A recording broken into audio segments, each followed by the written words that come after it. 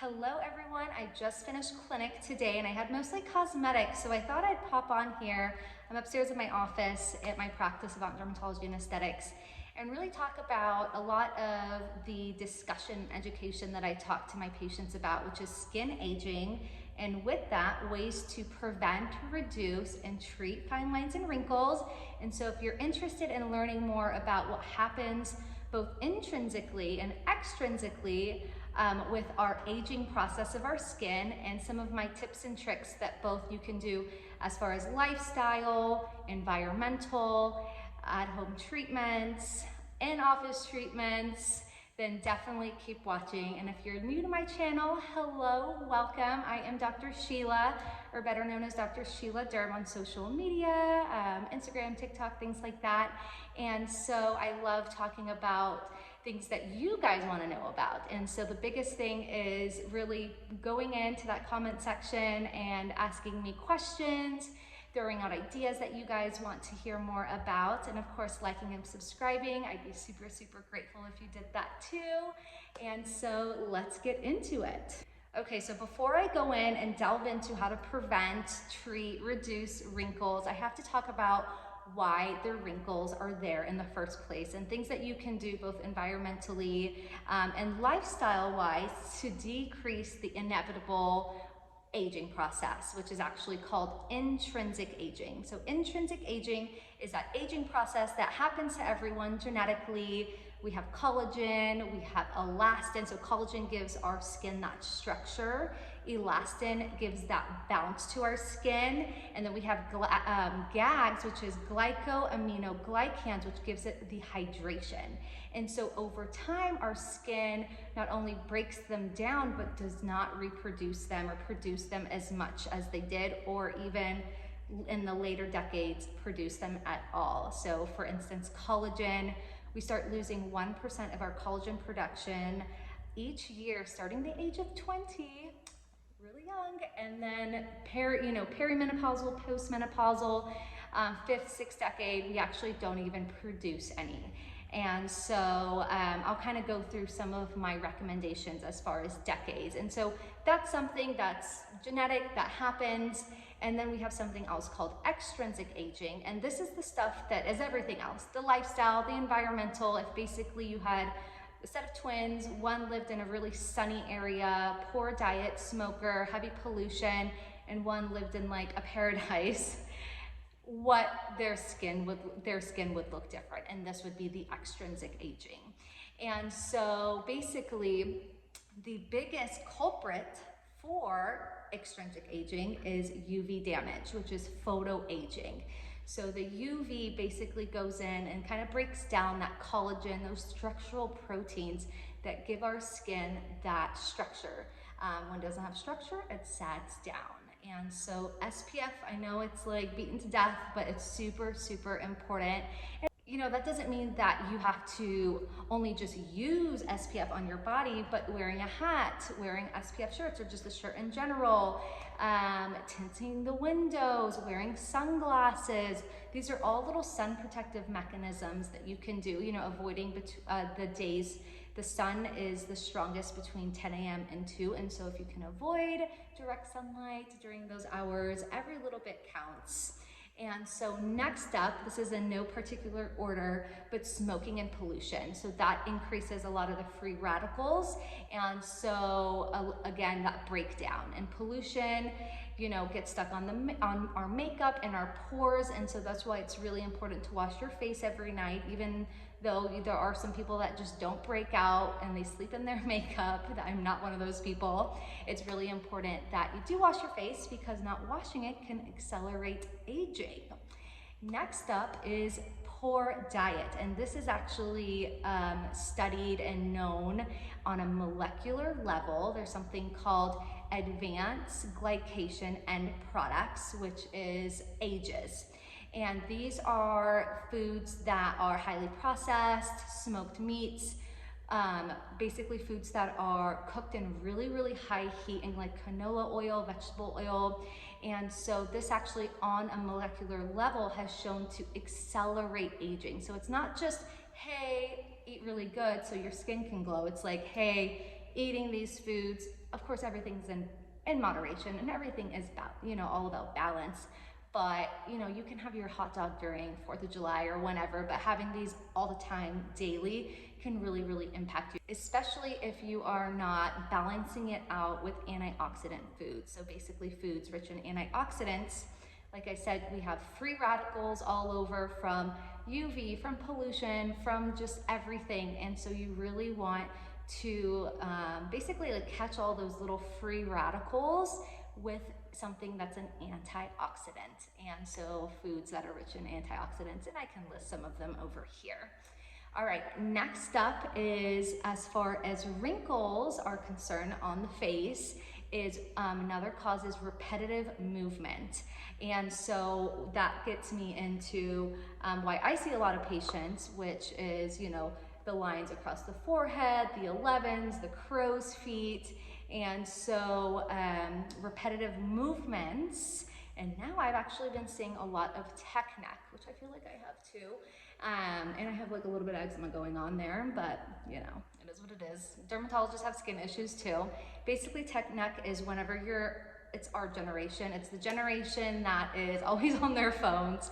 And I actually see it more in the millennial generation more so, as far as just early lines that go across, because you're basically scrunching the skin, looking down on your phone, and that repetitive movement there is causing wrinkles to form. Another big thing with repetitive movements, or just movements in general, is being a side sleeper. And so as you can imagine, sleeping hours and hours every single night on your face, everything's squished. I can always tell when I'm doing a cosmetic assessment where patients, if they're a side sleeper, and which side they sleep on, because it's a little bit more deflated, and then I can see a little bit more wrinkles. One thing actually with that is getting trying to sleep on your side, but I sleep on my side. But I do use a silk pillow, and so it's a little bit softer. It doesn't scrunch the skin as aggressively as maybe a cotton pillowcase would. And so that's super important. And little things like that, drinking out of a straw, pulling your eyelids whenever you're putting maybe your wing liner on, and things like that. And so squinting, maybe if your eyesight isn't good, or you're just that person. Biggest thing I come in, a lot of my patients come in my offices, they talk about these 11s because they just are a thinker like that, or they are just really kind of think or stressed out like in this area. And so they end up getting these 11s here because it's that muscle movement that is always there. All right, so now that I explained what intrinsic aging is, extrinsic aging is, and also some reasons and also some causes of extrinsic aging, let's get into some things that you have control over that you can actually do to help prevent, reduce, treat fine lines and wrinkles. And so one, we talked about SPF. As far as skincare, there's a lot there that you can do, not only preventing, but you can rebuild collagen, rebuild a lot of those structural proteins, and increase that cell turnover with products. So you're almost going against what your genetics would be. And some of my favorite ingredients for that would be definitely a vitamin C in the morning. Vitamin C is an antioxidant. Antioxidant, super important. It also is in the pathway of building collagen. So we definitely want collagen. That's what we lose over time. That causes aging. Bonus, it also brightens the skin, which is really, really great. And then another ingredient that's super, super important, is a must-have, is a retinoid. And so retinol or tretinoin, which is prescription strength, or at times, bakuchiol, which is a plant-based type of phytoretinol. This increases the cell turnover. And so you're rebuilding a lot of those structural proteins that actually disintegrate and break down over time. And so super, super important. And then lastly, I do want to talk about a skincare ingredient, or product rather, that is kind of newer. And I was really excited to see this. I actually sell the brand at my office, and I am super, super intrigued with it. I use the products myself by Revision, and they just launched the Revox Line Relaxer. And I actually happen to be in partnership with them in this video to talk about this because I loved it so much. And so this right here is a treatment that you can use around your eyes. It is basically full of it's a gel type product of really great consistency, as you can see. And what's great, it has this like really strong, this really kind of cool metal tip, but the formulation is key. All right, so it has hyaluronic acid, which you guys know is amazing. So what hyaluronic acid does is it pulls in moisture, plumps up those fine lines. And then it also has peptides. You want peptides. These are proteins that, again, rebuild a lot of that structure in our skin. And specifically, what I really like about this, it has GABA, which almost is kind of the way Botox works. And so maybe for those who are not ready for a neurotoxin such as Botox, this right here would be a first good step. I also like to recommend this for people who maybe like go through their Botox really quick or maybe want it to last a little bit longer. But what's really awesome is some of the studies, which I'll put right here, 100% of the participants in the studies saw an improvement in their crow's feet lines, which are these. So that sounds pretty good to me. And so I really like that. And added benefit has arnica. So I actually have a back bar product of it. And then I go in and treat wherever I injected the patient, because arnica decreases the risk of bruising. Okay, hey guys, so I just want to show you how I use the Revision Revox Line Relaxer. So I love the stainless steel tip, and I use it synergistically with my Botox or other neuromodulators. It's so great because it can be used in really any area. So crow's feet, forehead, marionettes, those smile lines, as well as lip lines, which is amazing. And you just can apply it twice a day before your moisturizer. It's a serum. Love. Okay, so now that I talked about skincare, I'm going to quickly talk about some other things that you can do in office. And so those include peels. So peels such as lactic acid or TCA peels, which are a little bit stronger of a peel. I do really strong peels here. I do TCA Cross for acne scarring, but I also do just medium strength TCA, and that rebuilds collagen. It's that injury that you almost put to the skin, that sloughing that it does, and accelerates and basically sloughs up the old skin, brings in the new skin, and that's really good for wrinkles. And then delving into a little bit stronger or like next steps are injectables. And so those being neurotoxins such as Botox, that's a brand name. Other ones include Dysport, Xeomin, Jeuveau. And so what this does, and I actually have a dedicated video on neurotoxins, Botox, and I'll link it right there. And I go through and I do a patient demo on one of my nurses, and I talk about basically the science of it, when you think you're, like if you think you're a candidate. But in short, what it does is, you know, think about a muscle being like this, and then when you go in and inject it with the neurotoxin, such as when you go in and inject this muscle with something such as Botox, it relaxes the muscle, so it's not as tense. We don't want to freeze it. Like my patients, they don't freeze unless they really want to freeze. Then I won't give them any movement. But you want to be natural, you want to move, but you don't want to move that much, if you know what I mean. So, you want to be able to maybe bring this together, but maybe not as much. And so by relaxing that muscle, as you can see, these fine lines can basically flatten out. And that's where like makeup gets stuck, like around the crow's feet.